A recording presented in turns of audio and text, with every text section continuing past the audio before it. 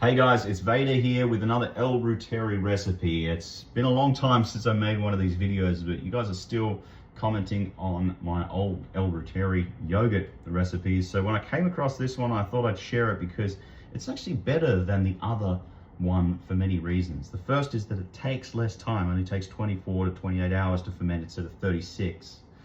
And secondly, it's like a fermented milk drink. Instead of like a yogurt. And thirdly, it's got more L. Reuteri bacteria in it.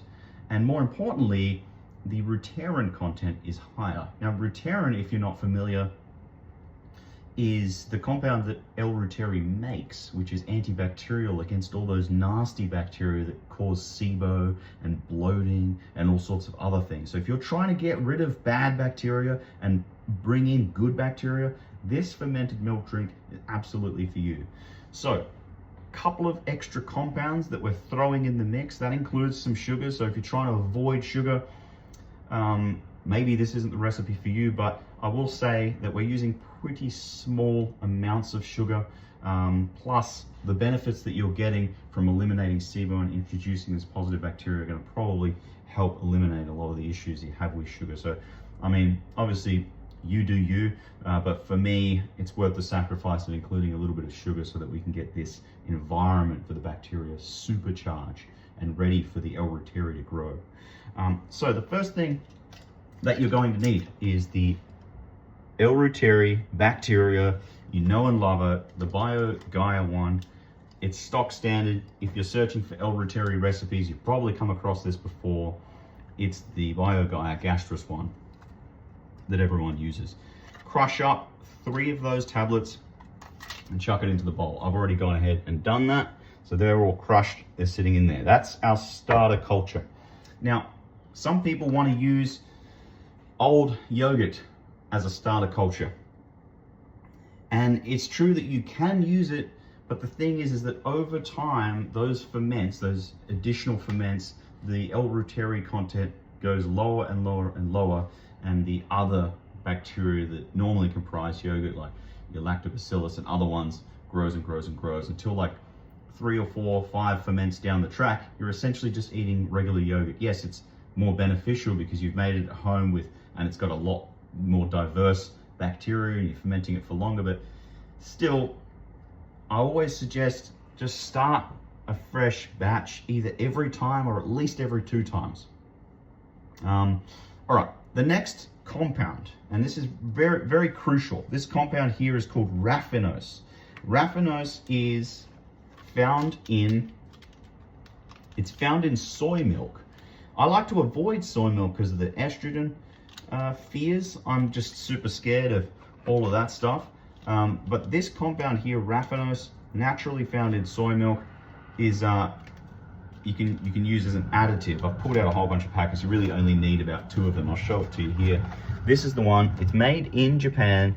It says raffinose along the top there. And I don't know what the rest of it, I don't know what they use it for, but what it does is it helps create that environment for the bacteria to flourish. This is one of about 3 or 4 compounds that helps this L. Reuteri flourish. So we're going to take 2 packets. We're going to throw that in the mix. The next compound is GOS powder. This is galacto-oligosaccharides, and this is another one of the sugars. It's primarily found in milk. And we're going to go ahead and take 2 teaspoons of this and pop that in. I'm going to reuse this spoon here for the last compound, which is just straight glucose powder. So there's the last sugar compound. There is another compound. Take 2 teaspoons of glucose. That's a little bit much. And pop that back in there. Close that up. So that's the 3 sugars that we've got. Raffinose. Actually, I don't know if raffinose is a sugar, but yeah, GOS powder and glucose powder. Next up, We've got food grade glycerin. Very important that it's food grade. All right, guys, very important.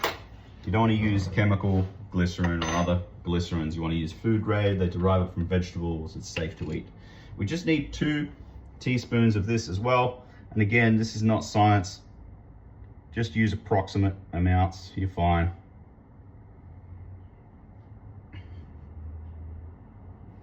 There we go. And the last ingredient, of course, is milk. Using straight dairy milk. This one here, I'm in Australia, I don't know where you are, but this is organic UHT milk, ultra heat treated milk. You don't need to use half and half, you just use milk because we're not looking for a solid, we're not looking for all those fats to help make the yogurt solid. We're fine with a liquid, that's fine. It's a fermented milk drink. We're just gonna drink maybe 100 mils or so of this every day. I do like to add just a little bit to start with, just to help mix in all the different compounds and make sure there's no lumps, right? We don't want to have lumps because it creates these like little pockets where the ingredients are stronger than in other areas. We want to mix it well so that it's dispersed equally throughout the entire milk as we're fermenting it. So yeah, get rid of all those lumps there. That's looking pretty good. And you can go ahead and pour all this milk in. This is 1 liter.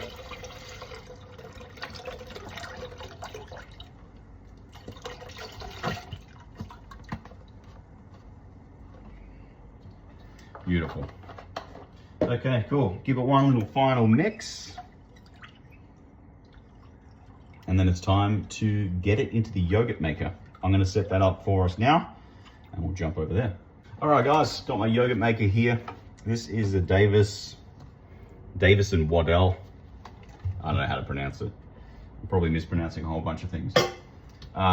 This particular yogurt maker, you guys had a lot of questions about it. This yogurt maker gets down to 37, 38 degrees, which is where we want to set the yogurt maker for the Reuteri yogurt, because when you go over 40, 42 degrees, that Reuteri doesn't survive anymore. So you can use any yogurt maker. I actually prefer to use ones with glass, but that one's not currently working, so I've gone back to using this plastic one. Again, we're using a fermented milk. We're not scratching the fork into the plastic or anything like that, so it's not a big concern. I'm just going to go ahead and add a bit of boiling water to this. Give it a little bit of a mix because I want to just get rid of any bacteria that may be sitting in there from when it's been sitting in the cupboard.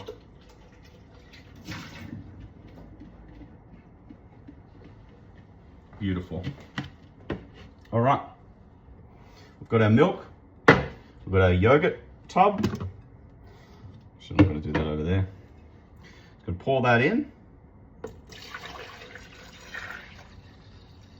And then you get almost to the end. You just want to make sure you scrape all that last powder from the bottom, because we want to get that into the yogurt maker. Beautiful. Last couple bits. All right, so that's 1 liter that we got in here. We're going to set that in the yogurt maker at 30, I do 37 degrees. Yeah, so I set it for 28 hours, but after about 24 hours, what you can do is you can reach in, grab yourself a clean spoon, dip it in, taste it, and if it's adequately sour, you can just chuck it in the fridge and then drink 100 mils or so per day. But sometimes it does take a little longer. There's some fluctuations with the temperature. I know other yogurt makers are a bit better than this one, but this one does the trick for me. So I set it for 28 hours. Hit set. I'm just gonna rinse this lid as well before I pop it on. Again, it's not a lab, but you want to create as sterile an environment as possible. All right, popping that lid on there, popping this lid on here, and we are done. We're gonna wait 24 to 28 hours. We're gonna come back and see how we go. All right, we're back. It's been 28 hours later now, and it looks and smells right. It's not super thick. You can't really see that, but it is solidified a little bit. It's just not like yogurt edible, you know? So I'm just gonna give it a quick stir. You'll see it's all liquidy. A little taste. That's the taste of El Reuteri fermented milk. And as soon as you put it in the fridge, the fermentation will slow right down to almost nothing. And that enables you to consume the El Reuteri, the good bacteria, and the Reuteri that it produces all in one hit. And that is how you make the new and improved El Reuteri delivery device. All right, bye.